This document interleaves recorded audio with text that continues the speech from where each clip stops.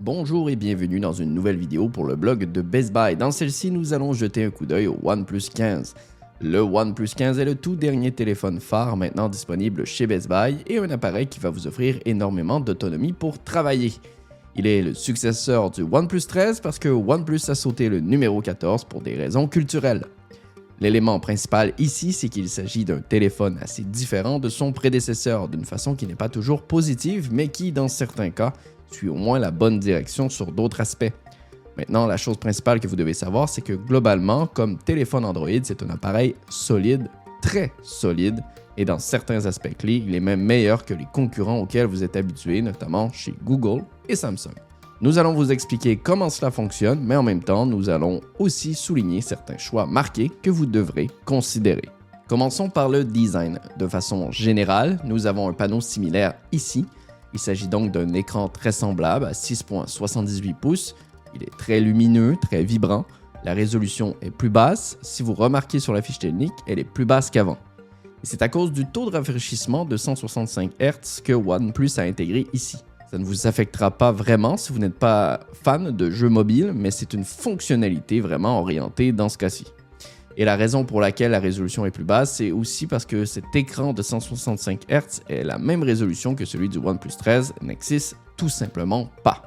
À l'arrière, c'est là que les choses changent vraiment par rapport à ce que OnePlus faisait depuis les dernières années. C'est un appareil totalement différent, le modèle photo circulaire a disparu et vous obtenez quelque chose d'un peu plus, osons le dire, un peu plus proche d'un iPhone. Mais mis à part ça, vous avez beaucoup à exploiter. Il y a beaucoup de puissance ici avec le processeur Snapdragon 8 Elite Gen 5. C'est toujours agréable, beaucoup de RAM et de stockage.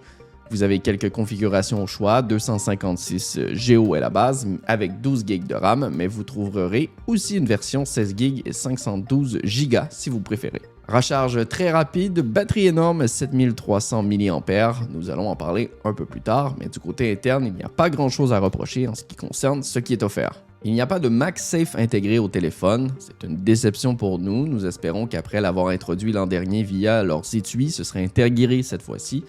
Vous devrez donc encore utiliser un étui compatible si vous voulez en profiter. La recharge sans fil, elle, fonctionne toujours et avec le bon chargeur, vous obtiendrez une recharge sans fil plus rapide que celle de tout autre téléphone disponible ici. Un des plus grands arguments de vente pour nous est OxygenOS.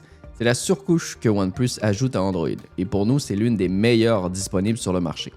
Principalement parce qu'elle est fluide, propre et qu'elle se marie bien avec ce qu'Android offre. Ce que vous obtenez essentiellement, c'est un logiciel qui se sent fluide. Ce n'est pas qu'il y ait une fonctionnalité super spéciale ou unique, bien qu'il y ait quelques éléments distinctifs. Par exemple, la barre latérale intelligente. Lorsque vous glissez depuis le côté, vous obtenez un menu que vous pouvez utiliser. C'est une excellente idée pour accéder rapidement à certaines applications. Le dock de fichiers est également intéressant. On peut glisser, déposer à peu près n'importe quoi. Une photo, un document, du texte copié que vous souhaitez coller ailleurs, vous glissez dans le dock, puis vous pouvez le ressortir plus tard pour le déposer ailleurs. Il est aussi assez facile de déplacer les applications. Vous pouvez utiliser le mode écran partagé. Vous pouvez aussi utiliser une application en fenêtre flottante, ce qui est très pratique si vous ne voulez pas l'ouvrir complètement mais devez faire quelque chose rapidement. Il suffit de glisser vers le haut, choisir l'application, appuyer sur le menu à 3 points et décider ce que vous voulez faire.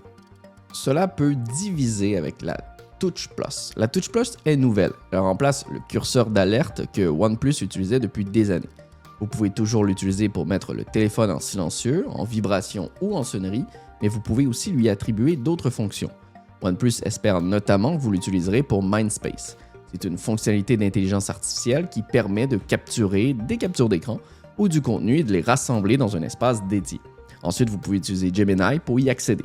Vous pouvez rechercher une personne, un lieu, un objet, un document, un élément spécifique dans ce même document, des courriels copier-coller, etc. Tout devient interrogeable via Gemini. Nous avons déjà vu un concept similaire avec le Nothing Phone 3 appelé Nothing Essentials. Vous n'êtes pas obligé de l'utiliser, mais comme assistant organisationnel, c'est là pour vous aider à garder vos contenus regroupés. Concernant le jeu, c'est clairement un appareil conçu pour ça. Au lancement, il y avait des problèmes thermiques. Le téléphone devenait très chaud. Cela était en grande partie lié à la puce Qualcomm. Cela a été en grande partie corrigé au moment de cette critique. Nous ne dirions pas que c'est totalement réglé, mais le téléphone chauffe moins rapidement qu'avant. Cela dépend évidemment du jeu et des paramètres utilisés. L'expérience peut varier selon ce que vous jouez et comment vous jouez. C'est ici que nous hésitons. Nous avons l'impression que OnePlus n'a pas poursuivi l'élan du OnePlus 13. Premièrement, les capteurs d'image sont plus petits qu'avant, cela influence les résultats. Deuxièmement, Hasselblad, la célèbre entreprise d'imagerie avec qui OnePlus collaborait depuis plusieurs années, n'est plus partenaire. Tout le traitement d'image est maintenant interne et s'appelle Detail Max Engine. Les images sortent différemment, elles sont un peu plus douces, un peu plus ternes, elles nécessitent davantage d'édition qu'avant.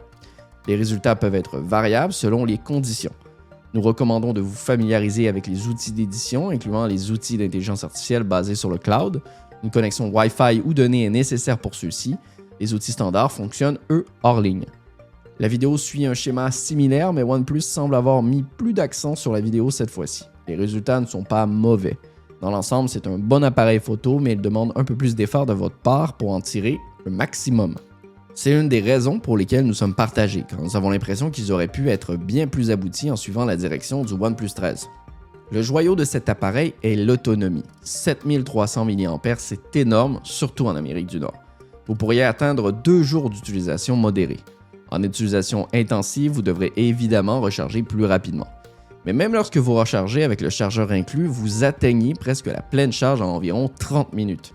De 0 à 100% en environ 40 minutes et de 0 à 80% en moins de 30 minutes. C'est franchement impressionnant. Mais si vous oubliez de charger pendant la nuit, vous pouvez le brancher pendant que vous préparez le matin et vous serez prêt pour la journée. Et voilà notre critique du OnePlus 15 disponible dès maintenant chez Best Buy. Vous pouvez en apprendre davantage en cliquant sur le lien ci-dessous. C'était une nouvelle vidéo pour le blog de Best Buy. Merci de votre écoute.